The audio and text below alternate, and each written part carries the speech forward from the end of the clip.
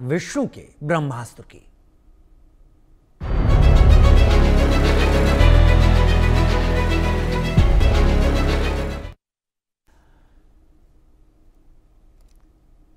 भारत की मिसाइलें कितनी विनाशक हैं ये पाकिस्तान बखूबी जानता है। पाकिस्तान जानता है कि भारत की मिसाइलों का वार कभी खाली नहीं जाता। ब्रह्मोस हो या फिर अस्त्र, भारत की हर मिसाइल का निशाना अचूक होता है। इन्हीं मिसाइलों ने पाकिस्तान में तबाही मचाई थी, लेकिन अब ब्रह्मोस से भी घातक मिसाइल भारत तैयार कर रहा है, जिसका नाम है extended trajectory long duration hypersonic cruise missile, जो मैक 8 की रफ्तार से उड़ सकती है, पूरे पाकिस्तान को तबाह कर सकती है, चीन में भी काफी अंदर तक वार कर सकती है। भारत ने इस हाइपरसोनिक मिसाइल का परीक्षण किया है। डीआरडीओ ने इस मिसाइल को प्रोजेक्ट विष्णु के तहत बनाया। लेकिन ये खास क्यों है और क्यों इसे गेम चेंजर बताया जा रहा है, आज इसी मुद्दे पर होगी बात। लेकिन इससे पहले ये रिपोर्ट।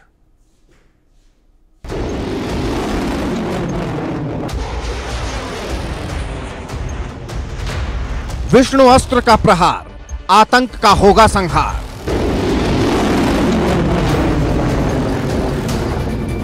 11,000 किलोमीटर की रफ्तार, पाकिस्तान में घुसकर वार। वैष्णवास्त्र बरपाएगा कहर, चीन पाक जाएंगे सिहर। उस मिसाइल में भगवान विष्णु के अस्त्र की ताकत होगी। वो दुनिया की सबसे घातक मिसाइल होगी, पाकिस्तान के लिए काल बनेगी, आतंकियों का संहार करेगी। भारत की इस विनाशक मिसाइल को दुश्मन का कोई भी रडार या डिफेंस सिस्टम रोक नहीं पाएगा। यह हाइपरसोनिक भीषण वार करेगा, आतंक के गढ़ में हाहाकार मचाएगा।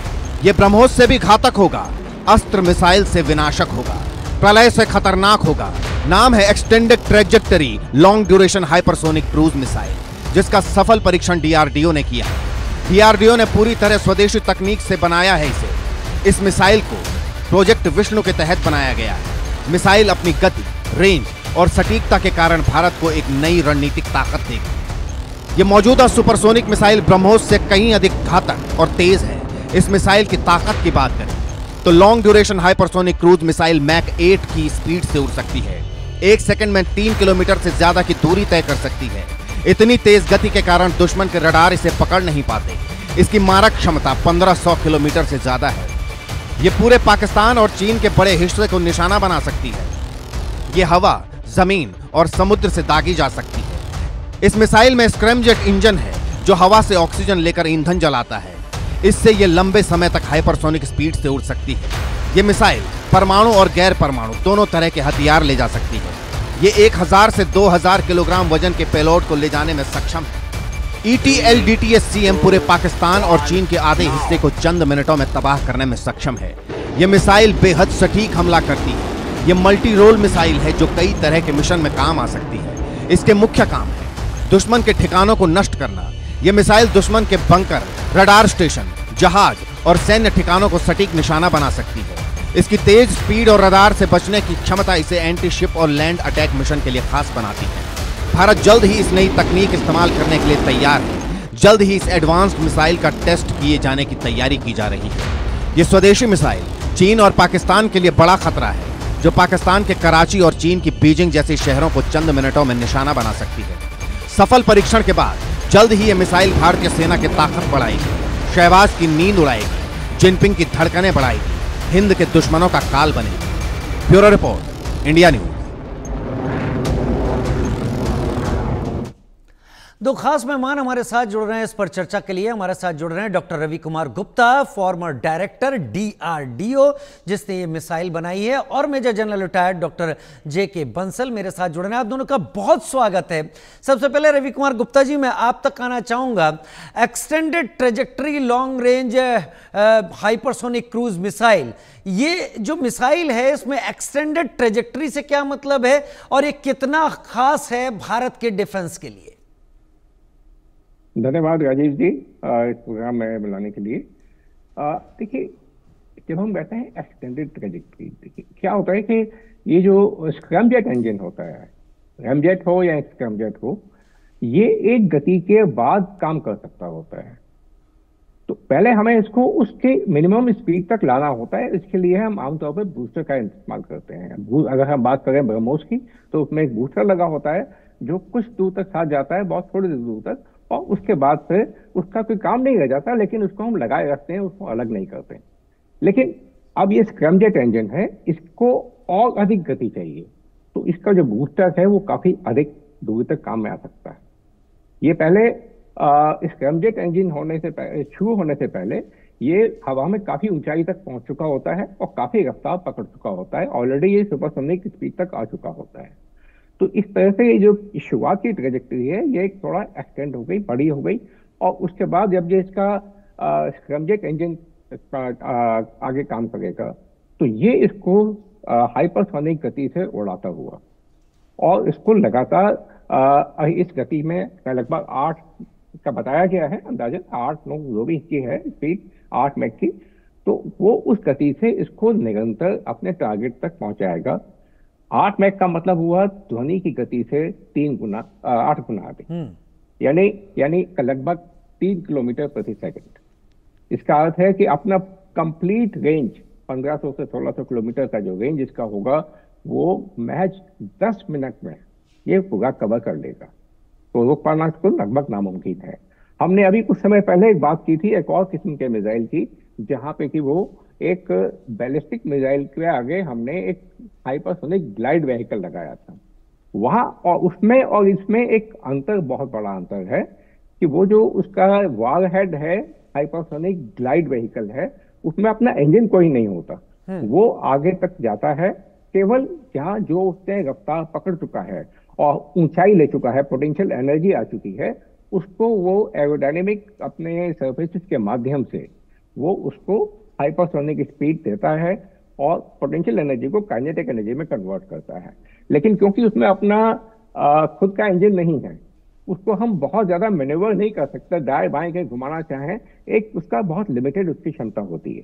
लेकिन जो स्क्रैमजेट इंजन जो लगा है तो ये पूरी तरह सक्षम है, ये जितना मर्जी इसको चाहे एक वायुयान की तरह से या ड्रोन की तरह से हम इसको कहीं भी ले जा सकते हैं, दाएं बाएं कहीं पे भी, यानी कि एक लंबी दूरी तक ट्रेवल कर लेने के बाद तक भी दुश्मन को मालूम नहीं पड़ेगा कि इसका वास्तविक टारगेट कहाँ है, कहाँ जाके इसने अटैक करना है। और क्योंकि ये स्क्रैमजेट टेक्निक से काम करता है तो जो अपने साथ ईंधन लेके जाता है उसमें ऑक्सीजन नहीं होती, इस कारण से हम एक बहुत वजन जो है हम भार की हम बचत कर लेते हैं, यानी कि इसकी जो क्षमता है दूरी तक जाने की वो और बढ़ चुकी होती है। साधारण बैलिस्टिक मिसाइल में जो ईंधन हमें प्रोपेलेंट को जलाने के लिए जो ऑक्सीजन चाहिए वो भी उस सॉलिड प्रोपेलेंट के अंदर ही शामिल होती है, अलग किस्म के उसके प्रोपेलेंट होते हैं। लेकिन यहाँ हम खाली फ्यूल लेके जा रहे हैं और हवा से ऑक्सीजन प्राप्त कर रहे हैं, तो इस तरह से आप कहीं अधिक ईंधन ले जा सकते हैं, तो उसकी ट्रेजेक्टरी इस तरह से और अधिक बढ़ जाती है। यानी उतना ही, मैं अगर किलोग्राम की बात करें या लीटर की बात करें तो वही मात्रा ईंधन की इसको कहीं ज्यादा दूरी तक ले जाने में सक्षम है, इसलिए एक्सटेंडेड ट्रेजेक्टरी है ये। जो कुछ भी आपने सामने रखा, मेरे पास और भी सवाल हैं, उन सवालों के साथ आपका रुख करूंगा, लेकिन मेजर जनरल जेके बंसल, एक स्ट्रेटेजिक डेप्थ होती है हर नेशन के पास जो कि किसी भी एडवर्सरी के खिलाफ बहुत कारगर होती है। 1500 किलोमीटर की रेंज, यानी पाकिस्तान जिसको स्ट्रेटेजिक डेप्थ कहता है उसको तो हम कहीं भी पार कर सकते हैं, लेकिन हम चीन में भी बहुत अंदर तक मार कर सकते हैं। 1000 से 2000 किलोग्राम का पेलोड होगा, और अगर मैक 8 से ये मिसाइल जाएगी तो कितनी ज़्यादा भरोसेमंद इसे माना जाए और कितना ज़्यादा हेल्पफुल होगी भारतीय आर्म्ड फोर्सेस के लिए।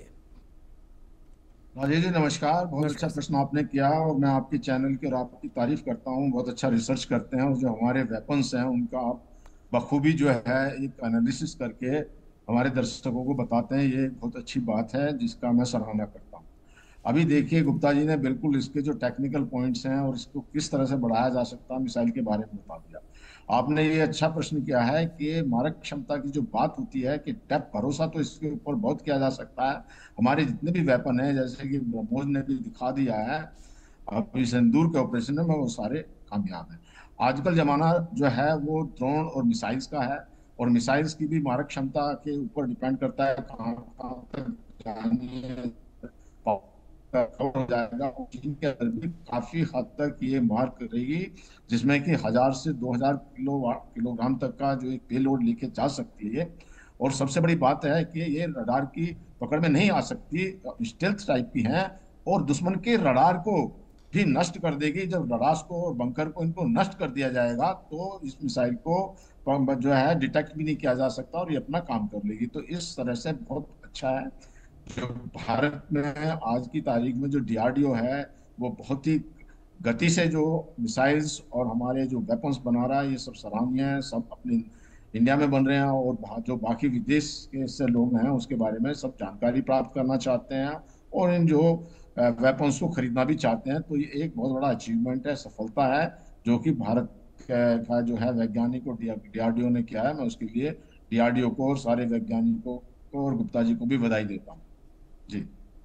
आप डीआरडीओ के वैज्ञानिकों को बधाई देते हैं जो कुछ भी डीआरडीओ के वैज्ञानिकों ने किया है, लेकिन भारतीय सेनाओं के लिए ये किस तरीके से गेम चेंजर होगी जेके बंसल साहब? देखिए अभी जैसे इसके बारे में सेना को क्या चाहिए, उसको जो कैरेक्टरिस्टिक चाहिए कि कितनी मारक क्षमता होती है, दूर तक कितना पेलोड लेके जा सकती है। अब इसकी 1500 किलोमीटर है और 2000 किलो तक ये पेलोड लेके जा सकती है और बिना डिटेक्ट किए दुश्मन इसको डिटेक्ट ना करे वो जाके अपनी को मार के आ जाएगी और उनके रडार को क्योंकि उनका जो एक एयर डिफेंस सिस्टम है उसको खत्म कर जाएगी। इससे ये देखिए बहुत बड़ी उपलब्धि है। अगर ये सब कुछ मिल जाता है तो दुश्मन रास्ते नामूद हो गया। हमारा जो एक टारगेट है या जो हमारा एक टारगेट और जो हमारा एक वो अचीव हो जाता है, ये बहुत बड़ी बात है। क्योंकि अगर ये सारी हमारी मिसाइल्स के अंदर में खूबियत हैं तो, और वो भी सबसे बड़ी बात है ये स्वदेशी है, जितना चाहे हम बना सकते हैं, जितना हमको मुनीशन चाहिए उतना जब जरूरत हो वो उसको एस्केलेट किया जा सकता है। अगर बाहर के ऊपर डिपेंड करने वाली बात हो जाती है तो इसकी कोई गारंटी नहीं होती कि समय पर आपको उतनी मिसाइल्स या उतना गोला बारूद या आपको वेपन्स मिलेंगे। जैसा कि आप देख रहे हैं कि यूक्रेन के अंदर में, मैं बार बार यही कहता हूं कि उसको जब कुछ मिल जाते हैं तो चला लेता है, नहीं मिलते तो एकदम बिल्कुल डिफेंसलेस हो जा सकता है। और जब वो समय मिलता है दुश्मन को, जब आप डिफेंसलेस होगे तो उस थोड़े से समय के अंदर दुश्मन आपको बर्बाद कर देता है। तो ये जो हमारा एक आत्मनिर्भरता है जिसको डीआरडीओ कर रहा है, आत्मनिर्भर भारत को जो प्राइवेट प्लेयर हैं वो भी आगे हैं मैदान में बनाने के लिए, तो एक बहुत बड़ा अचीवमेंट आत्मनिर्भर भारत के लिए है। जी राजीव, ये बहुत बड़ा अचीवमेंट है और ये आत्मनिर्भरता जिसकी बात इस वक्त जेके बंसल साहब कर रहे हैं, वो आत्मनिर्भरता वही है कि the more you sweat in peace the less you bleed in war. इसलिए पीस के टाइम पर आपको खुद को तैयार करना होगा, नहीं तो आपकी हालत यूक्रेन जैसी होनी तय है। लेकिन रवि कुमार गुप्ता जी, जहाँ तक मेरी जानकारी है, और मेरी जानकारी निश्चित तौर पर जाहिर तौर पर आपसे कम ही होगी, मुझे पता था कि भारत स्क्रैमजेट इंजन को अभी बनाने के दौर में है। हैदराबाद में उसकी टेस्टिंग हुई थी। अब तक हम रैमजेट इंजन का इस्तेमाल कर रहे थे। तो क्या हम स्क्रैमजेट इंजन बना चुके हैं? और स्क्रैमजेट इंजन ऐसी मिसाइलों में अगर लग रहा है, और क्या भविष्य में भी स्क्रैमजेट का हम इस्तेमाल करने की फिर तैयारी करेंगे? बहुत अच्छा प्रश्न किया आपने राजीव जी। उससे पहले मैं जनरल साहब को मैं बहुत बधाई देता हूं और धन्यवाद देता हूं जो उन्होंने बहुत अच्छी बातें कही डीआरडीओ के बारे में। और वैसे तो ये डीआरडीओ में भी इनका बहुत अच्छा लंबा समय रहा है, तो हम तो इनको डीआरडीओ का ही मानते हैं। और बाकी रही बात स्क्रैमजेट इंजन की, तो मैं बताना चाहूंगा कि स्क्रैमजेट इंजन पे डीआरडीओ ने काम अब बहुत पहले से चलता आ रहा था। हम ऐसी चीजों को हम शुरुआत में अनाउंस नहीं करते होते हैं, हम इसमें बहुत आगे तक पहुंच चुके थे। और कुछ चीजें थी जिनकी समस्या थी, जैसे मटेरियल्स के बारे में।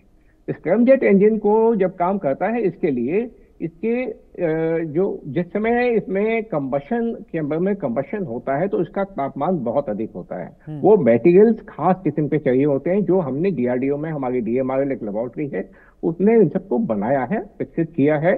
मैं याद लाना चाहूंगा कि हमने अभी पिछले वर्ष भी इसका एक परीक्षण किया था स्क्रैमजेट इंजन का, जहां हमने इसको लगभग 120 सेकंड तक चला के रखा था।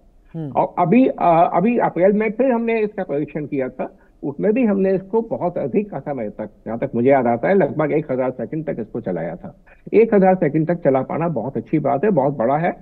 वो ये दिखाता है कि अब ये स्क्रैमजेट इंजन अप्रैल तक पूरी तरह से तैयार हो चुका था। और मैंने उस समय भी एक किसी चैनल में यही बात कही थी कि इसका मतलब यह है कि अब हम बहुत जल्दी इस मिसाइल का परीक्षण कर देंगे, क्योंकि मिसाइल को बाकी जितना कुछ चाहिए एक हाइपरसोनिक मिसाइल के लिए हमारे पास हम पहले ही डीआरडीओ क्षमता को हासिल कर चुका है। इस स्क्रैमजेट इंजन के साथ जो एक छोटी मोटी जो बातें रह गई थी वो हमने अप्रैल तक पूरी कर ली, और आज हम जुलाई में देख रहे हैं 4 महीने के अंदर हमने इसका एक सफल परीक्षण करके दिखा दिया। तो अब मैं देश को पूरी तरह निश्चिंत एक भरोसा दिलाना चाहता हूं कि आज हमारे पास जो हाइपरसोनिक मिसाइल से 2 टेक्निक होती है, वो दोनों टेक्निक्स पे डीआरडीओ महारत हासिल कर चुका है, स्क्रैमजेट इंजन के माध्यम से भी और हाइपरसोनिक लाइट व्हीकल के माध्यम से भी। और साथ ही इसकी बात करें, हम इसकी स्ट्रेटेजिक डेप्थ की बात करें, स्ट्रेटेजिक रीच की बात करें, दोनों ही बात इसमें आ जाती है। स्ट्रेटेजिक डेप्थ इसलिए कि ये पूरी तरह से स्वदेशी है, हम जितना चाहें इसको बना सकते हैं। वो यूक्रेन वाली हालत नहीं होगी कि थोड़ा दिन युद्ध चला उसके बाद खत्म होने को आ गया उनके पास, अब वो देखें कि अब क्या करें, गोले खत्म हो गए। हमारे पास पूरी तरह स्वदेशी है, बनाने की पूरी क्षमता है, जितनी आवश्यकता सेना को होगी हम बना पाएंगे। दूसरी बात रीच की, इसकी स्ट्रेटेजिक रीच को आप मिला के देखिए, हमारी जो भौगोलिक स्थिति है उसके साथ हमारा पूरा का पूरा जो पाकिस्तान के साथ लैंड बॉर्डर है और उसके बाद चाइना के साथ लैंड बॉर्डर है। आप देखिए, एक सिंपल सा है, किसी के लिए भी कोई भी कर सकता है, मैप के ऊपर आप जो बॉर्डर से 300 किलोमीटर का दायरा दूर रखते हुए ही आप देखेंगे कि हमारे जो पड़ोसी देश हैं, हम बहुत अंदर तक काफी समझिए कि चीन का लगभग 1/4 हिस्से से ज्यादा हिस्सा कवर हो जाता है। साथ ही आप ये भी देखिए कि इस मिसाइल को हमारे पास अपने जो भी मिसाइल हैं, बैलिस्टिक मिसाइल हों या क्रूज मिसाइल हों, उनको पनडुब्बी से भी फायर करने का हमारे पास टेक्निक मौजूद है। तो हम इसको बहुत जल्दी अपने जहाजों पर लगाएंगे, अपने पनडुब्बियों पर लगा सकेंगे। उसके बाद आप समझिए कि इसका जहां चाहें, जहां पनडुब्बी जा सकती है, उसके बाद 1500 किलोमीटर और आगे तक ये मिसाइल जा सकता है।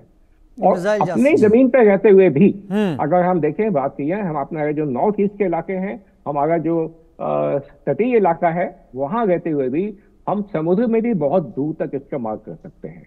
एक बात और देखिए कि इसमें जो हमने कहा 2000 किलोग्राम, अब इसका बहुत बड़ा महत्व है।